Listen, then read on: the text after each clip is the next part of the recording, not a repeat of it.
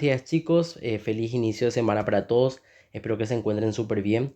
Vamos a iniciar la clase del día que tiene que ver con un repaso, o sea, una retroalimentación que vamos a desarrollar sobre clases anteriores, previas ya a lo que sería nuestra primera evaluación sumativa, o sea, nuestro primer examen sumativo que ya va para la libreta, así que a ponerse las pilas en relación a esto y también los alumnos que tienen tareas atrasadas o pendientes que empiecen a realizarlas, obviamente.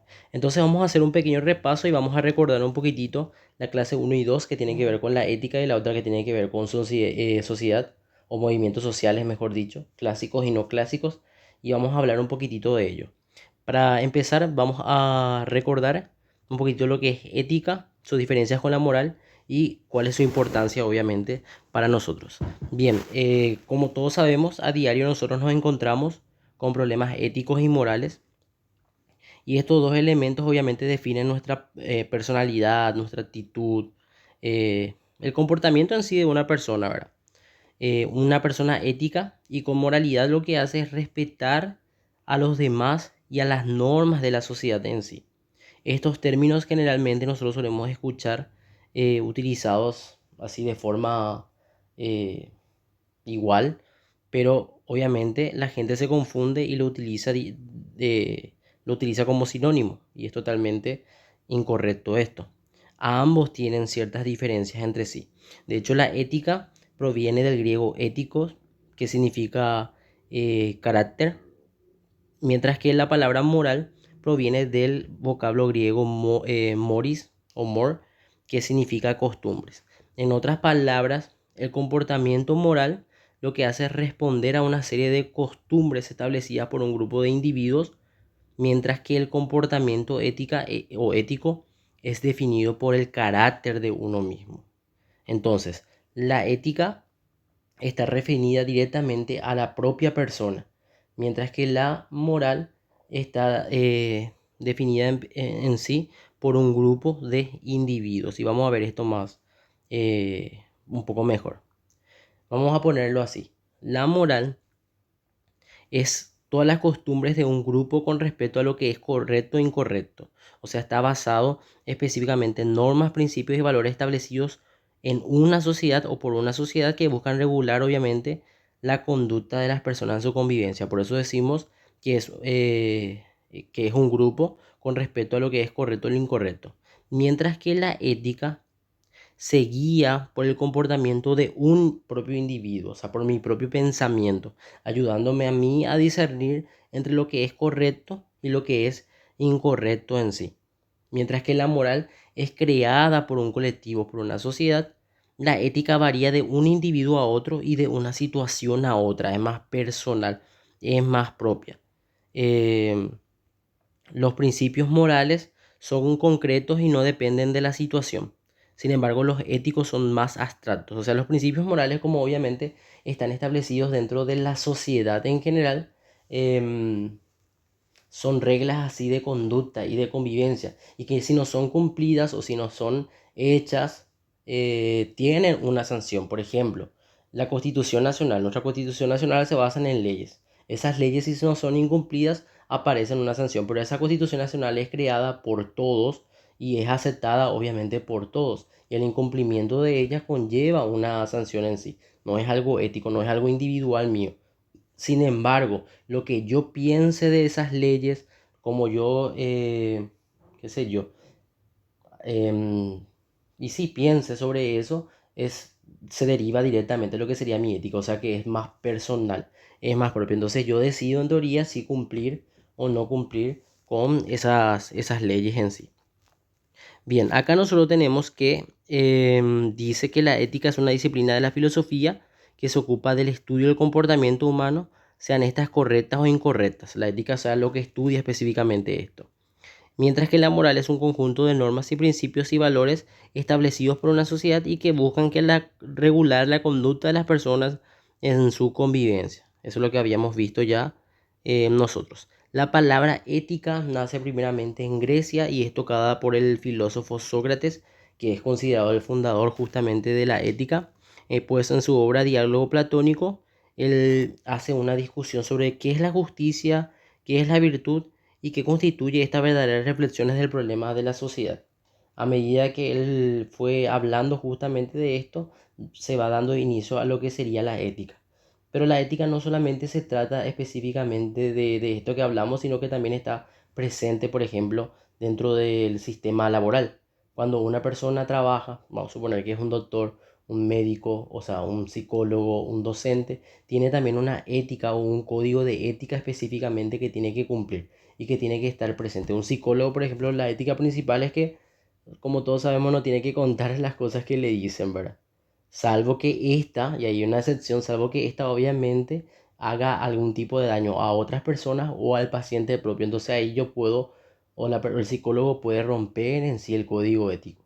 En, en la medicina, nosotros tenemos, por ejemplo, un código de ética que tiene que ver con que hay que informarle al paciente siempre de todo lo que sucede. Uno no puede informar y tiene que revisar y analizar todas las cuestiones, obviamente, para poder hacer el diagnóstico de una enfermedad. Por eso ustedes suelen ver que cuando un médico se equivoca o algo así, se hace otra vez un análisis de si su actuar fue correcto o no. Vamos a decir que dentro de la moral está totalmente establecido esos códigos. Y al final la ética decide obviamente el profesional de cumplirla así tal cual como está o no. Entonces ahí vemos su diferencia en sí. El objeto de estudio de la ética, como vamos a ver acá, se basa en la conducta moral del ser humano en la sociedad, desde la perspectiva valorativa del bien y mal y busca la propia realización del ser humano en sí. ¿Cuáles son sus características? Uno es racional, porque estudia al ser humano que sabe diferenciar entre lo correcto y lo incorrecto, o sea, entre el bien y el mal. Es práctica, porque el ser humano obviamente es libre de elegir y tomar sus propias decisiones. Es normativo, porque establece normas o reglas de conducta. Y es axiológico, porque también dentro de ella está o forma parte de lo que serían los valores. Luego tenemos aquí em, la relación entre la ética y las otras ciencias, y vamos a ver que la ética se relaciona con el derecho, con la filosofía, la psicología, la economía, la teología, la antropología, y que obviamente forma parte de cada una de ellas y le da un aporte también a ellas en sí. Luego tenemos ya lo que sería la parte de la formación ética y ciudadana, que es nuestra materia en sí. La formación ética y ciudadana lo que nos ayuda es o nos ofrece los conocimientos y recursos necesarios para qué, para ser agentes activos y responsables en una sociedad. Es decir, que nosotros a través de conocer obviamente las reglas, las normas, todo lo que está impuesto, podamos practicar justamente eso mediante los valores, el pensamiento que cada uno de nosotros tenemos y lleguemos a una convivencia sana, basado en las normas de las conductas sociales, que obviamente se caracterizan por el respeto, la tolerancia, la autonomía y la racionalidad. Todas estas herramientas son otorgadas justamente por parte de la formación ética y nos ayudan a nosotros para poder resolver conflictos morales y convivir todos obviamente en armonía en general. El objeto de estudio de la formación ética y ciudadana es crear espacios de reflexión y formación de la conducta social de la persona, donde este sea el protagonista de la construcción de una sociedad igualitaria basado en valores fundamentales necesarios para una convivencia en la sociedad. Para poner un punto más específico sobre esto que acabamos de decir, la ética entonces nos da las herramientas a nosotros para que podamos practicar los valores democráticos o los valores cívicos en general, es decir, que nos va formando como personas, eh, para que el día de mañana, cuando nosotros formemos parte de la sociedad, obviamente podamos convivir en total armonía y podamos ser partícipes activos, obviamente, de la sociedad en sí. ¿Cuáles son las características más o menos o qué nos permite la ética? Elegir libremente con responsabilidad, tener buenas relaciones con los demás, ser solidarios, conocer aquello que está bien o mal, actuar de acuerdo a los valores, ser consciente y conocer los derechos y las obligaciones, el desarrollo del pensamiento crítico y reflexivo. Todo esto nosotros ya habíamos desarrollado. Yo estoy haciendo un bagaje, vamos a decirlo, de general de todo esto. Lo que sí tenemos que tener de referencia en sí es cuál es la diferencia entre la ética y la moral, dónde se origina la ética, y lo que implica obviamente la formación ética y ciudadana. Con esto nosotros ya estaríamos tranquilos, obviamente, para que en el examen podamos responder a las interrogantes o a las cuestiones que yo pueda plantear. No va a ser difícil, así que tranquis. Bueno, eso creo. Pasamos entonces al siguiente bloque y vamos a ir aquí a lo que sería, esto está todito en el Classroom, ustedes pueden entrar en cualquiera de las clases del Classroom y van a encontrar obviamente todo el contenido ya de las clases desarrolladas. Vamos a entrar a los movimientos sociales. Bien, los movimientos sociales son agrupaciones de diversos sectores sociales que lo que buscan o tratan de lograr en cierto sentido es la lucha por la defensa de los derechos humanos desde todos los aspectos en sí, ya sea lo político, social, lo económico, lo cultural, y por sobre todo el respeto a todos los seres humanos para que se pueda trabajar de forma conjunta, tanto con el gobierno y con las demás personas, con el objetivo de garantizar el respeto de los derechos y del cumplimiento de las políticas que beneficien obviamente a todos los sectores sociales. O sea, los movimientos sociales entonces son específicamente, son agrupaciones de diversos sectores sociales que buscan luchar por la defensa de los derechos humanos y que haya una igualdad obviamente de condiciones en todos los aspectos. Los movimientos sociales se han caracterizado justamente por esa lucha contra la opresión, los abusos de poder, las injusticias, las discriminaciones en general, buscando obviamente el desarrollo integral de las personas en sí. Bien, ¿cómo nacieron los movimientos sociales?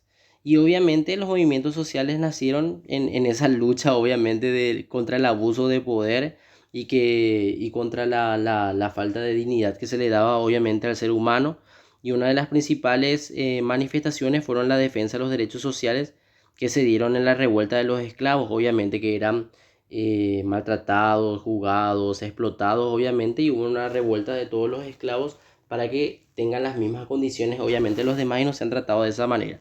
Si vamos un poquitito más adelante, lo principal aquí es la revolución industrial, donde ustedes habrán visto de que muchísimas máquinas o parte de la tecnología había reemplazado, obviamente, al ser humano dentro del trabajo y por ende muchos trabajadores habían perdido su trabajo, generando pobreza en sí, a los cuales el grupo o ciertos sectores de trabajadores se unieron obviamente en la lucha de eso también, por lo que serían los que trabajaban más de las horas recomendadas, que ganaban menos dinero, que no podían pasar tiempo con su familia y todo ese tipo de cosas que hicieron que estos se junten y hagan como una especie de manifestación o un movimiento social.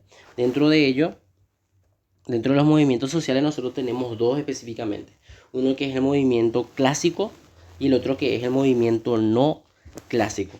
El movimiento clásico es cuando se refiere a la agrupación de personas, o sea, un grupo de personas que buscan el bien común y la satisfacción de los intereses y valores sociales de ese grupo en sí.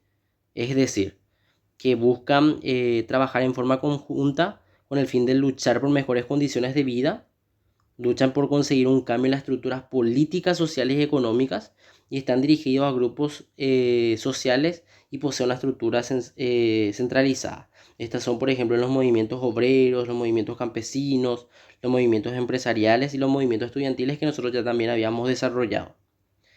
Y a diferencia de los movimientos no clásicos, que constituyen una forma más activa de oposición a un sistema social establecido, buscando la reivindicación de los derechos de una población, pero en minoría, o sea que es mucho menor la cantidad de personas que se ven afectadas. En este caso, nosotros tenemos, por ejemplo, que se basa más en un sentimiento antisistema, por el cual expresan rebeldía a las normas dominantes, o sea, se ponen obviamente al sistema en general, construyen organizaciones sobre la base de la decisión, participación y descentralización, expresan su repudio a todos los procedimientos que sean totalmente burocráticos y que buscan el ejercicio de la participación ciudadanía en el sistema democrático en sí. O sea, ellos lo que reclaman es que la ciudadanía tenga que participe sí o sí dentro del sistema democrático.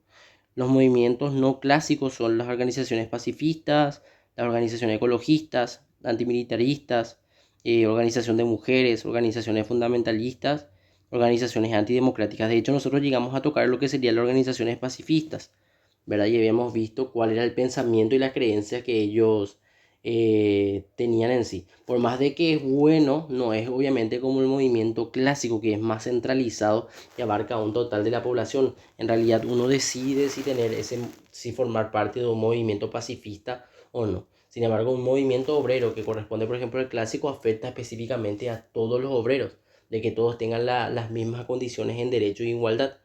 Entonces tenemos los movimientos sociales y dentro de ellos tenemos dividido lo que serían los movimientos clásicos y los movimientos no clásicos. Espero que se haya entendido este repaso, aunque creo que ya manejan ustedes, no es tan complejo también. Eh, yo les voy a dejar una serie de preguntas ahora para que ustedes puedan responder, obviamente, y ojo ya con las preguntas porque son posibles interrogantes ya a lo que sería el examen.